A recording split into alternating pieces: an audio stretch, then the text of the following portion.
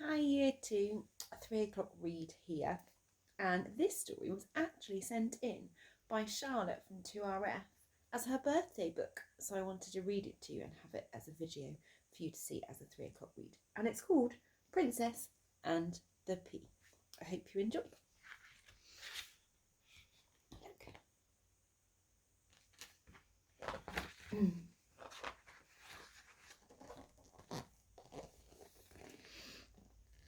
Once upon a time, many moons ago, of course, there was a king and a queen who had a prince for a son. He was a nice boy and not unpleasant to look at, in fact, handsome. Not too handsome, just handsome enough. One day, when the prince was old enough, his parents decided it was time for him to be married. You know what parents are like, and a prince's parents are no different. The prince didn't object to the idea, but he did make one condition. He wanted to marry for love. He was just that kind of romantic boy. He told his father and his mother, "I would gladly marry tomorrow, but whoever she is, she must be more memorizing than the moon, and I must find her more fascinating than all the stars in the sky. And there must be a certain something about her." "What something?" asked the Queen. "Just something," replied the prince. Yes, yes, agreed the king. "That's all very lovely, but our condition is that she must be a princess of blue blood and equal in royalness to you." The prince wasn't all that interested in these details, but knew he wouldn't get any peace until he agreed. So he did. Now, you may think finding yourself a suitable princess would be easy to do if you are a handsome prince, but you would be wrong. Just how many memorizing and fascinating princesses do you imagine there are out there? Well, the thing the king and queen did all the traditional fairy tale things in order that their son might be bowled over by the right girl. They threw a royal ball and invited all the single royal girls in the land. Everyone said yes. Everyone danced. Everyone had a good time. But none of them captured the prince's heart. The prince explained to the king and the queen how simply none of them were mesmerizing or fascinating, and none of them, not one of them, had the certain something about them. No, if he couldn't marry for love, then he would rather live alone for all eternity, gazing at all the stars in the night sky. Not only was he romantic, but also a little dramatic. The king and the queen said, "The thing is, our dear son, what you really are looking for is a real princess, and a real princess is a rare thing indeed." "They do not grow on trees," said the king. "No, no, they do not," said the queen. "You see," said the king, "a real princess is not only memorizingly beautiful and fascinatingly interesting, but most important of all, she has manners," said the queen. "No one should ever travel without them," said the king. "No, never ever go anywhere without your manners," agreed the queen, taking her elbows off the table. "The only problem with real princesses," sighed the king, "is that they are terribly hard to get hold of, and they almost never read their post." "No, indeed," said the queen. "Real princesses are very hard to come by. No one has ever found one by looking. You just have to wait for one to come to you." But the prince, who rarely listened to his mother's advice, did the traditional fairy tale find yourself a bride thing, of riding far and wide, looking throughout the kingdom for a real princess. He even rode far and wide to other people's kingdoms, and Farland all the girls he met. But in Farland all the girls he met were fascinatingly beautiful, but horribly vain. And in the kingdom of Skosonon, They were all memorisingly clever, but exceedingly dull. And in Harvonia there was a certain silliness about them. I mean, you can see his problem, can't you? The prince came back very downcast. He refused to eat anything for supper, and not even the very delicious rook pie the royal cook had prepared as a welcome home. He lit a candle in his window and just stood and gazed into the night sky.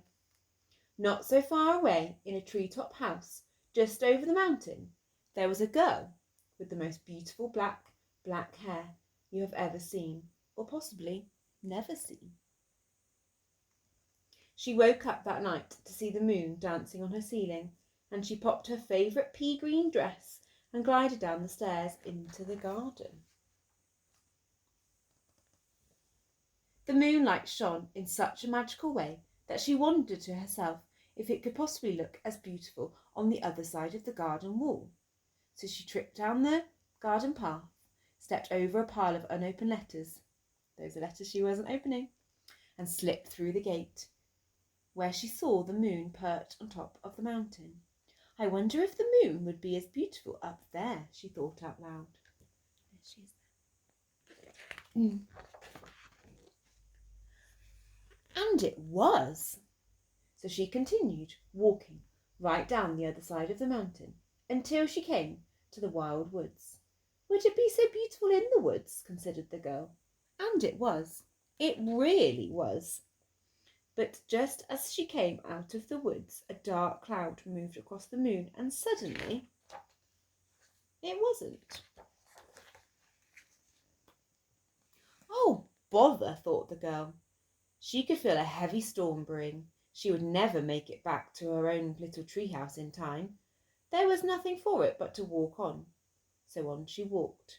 She had not gone more than 7 steps when she felt the first heavy drop of rain fall on her cheek. Bother, thought the girl. Within 3 minutes she was already soaked to the skin, and her 2 shoes were filling with water. The wind was howling.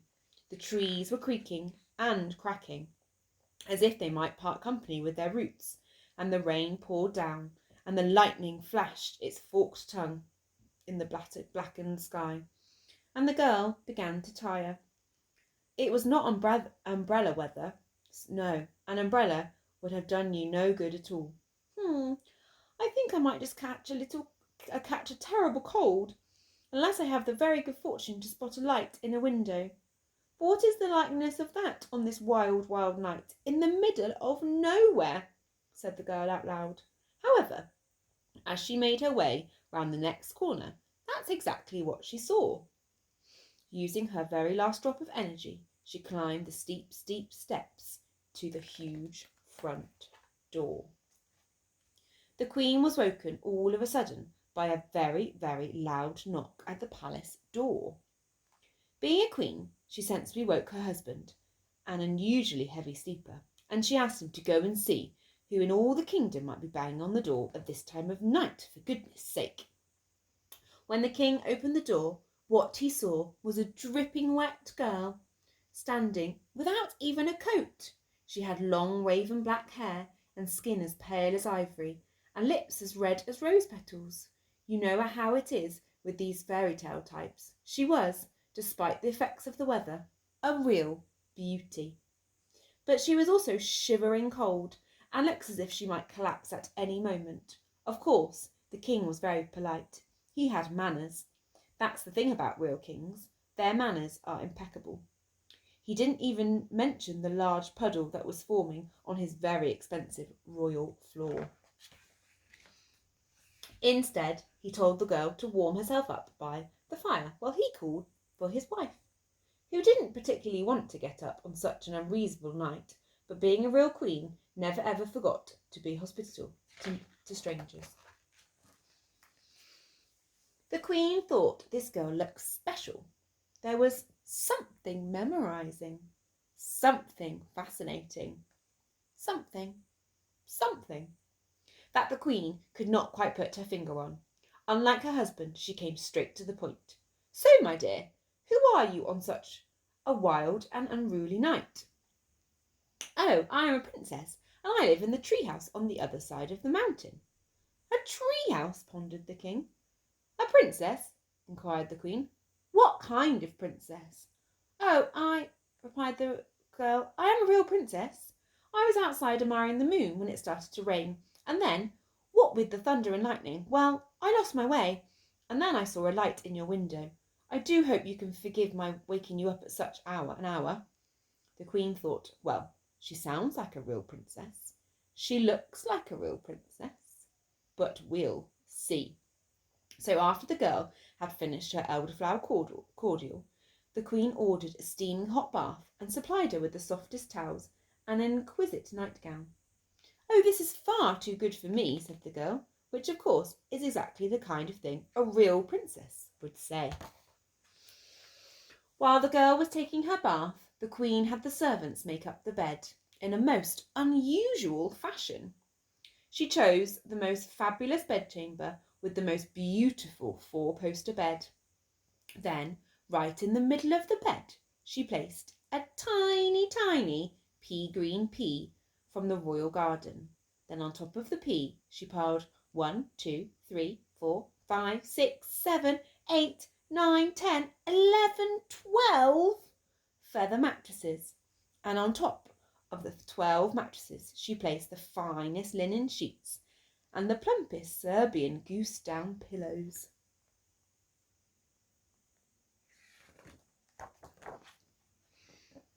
What a beautiful bed, gasped the girl.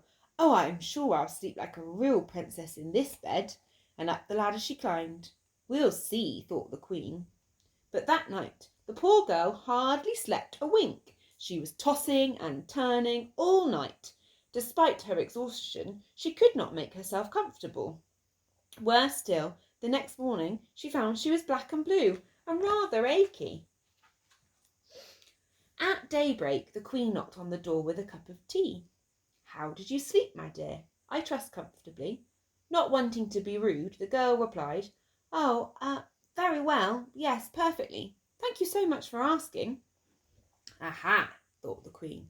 I knew she couldn't be a real princess.